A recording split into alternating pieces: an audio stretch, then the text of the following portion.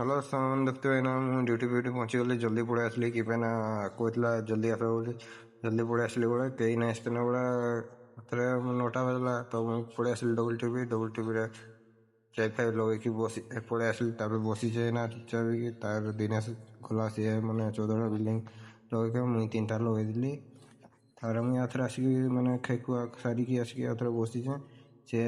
running ଗଲା ନା ବଡ଼ ମୁଇଁ ପଳେଇ ଆସିଲି ବସିଥିଲି ଚୁପଚାପ ହେଇକି ବସିବି 12ଟା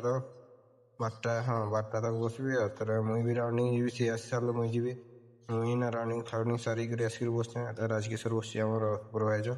ଏଟା ତ ବଢ଼ୁଆଟା ଛାଡ଼ ତାର କଥା କି କହିବି ଆଉ ତାପରେ ସକାଳେ ମୋର ଥିଲା ତ ମୁଇଁ ଖୁଲକା ଯାଇଥିଲି ଖୁଲଖୁଲା କରି ପଳେଇ ଆସିଲି ତାପରେ ଆଉଥରେ ବସିଛେ ଗେଟ୍ରେ କେହି ନେଇଥିନେ ସବୁବେଳେ ବସିଥିଲି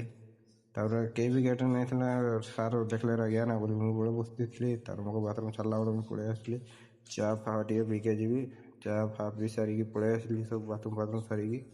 କି ପାଇଁ ନା ଜଲ୍ଦି ଆସିକି ଆଜି ରବିବାର ତ ବଳେ କେହି ବସ୍ ଫସ୍ ବି ନେଇ ଆସିବା ବୋଲି ଲେଟ୍ରେ ପଳେଇ ଆସିଲେ ଆଉ ଏଇନା ତ ଦିନ ଆସିକି ଦେଖ କେମିତି ଶୋଇକି ଆସେ 6ଟା ବାଜିଲାଣି ହେଲେ ବି ସେ ଶୋଇଥାଏ କି ବେଟା ଅଳସାରେ ଟିକେ ତ ଯାଇକି ଶୋଇକି କେତେ ଦେଖୁଛ ଯିବା ତାକୁ ମୁଁ ବାଥରୁମ୍ ଛାଡ଼ି ସେ ବାଥରୁମ୍ ଯିବା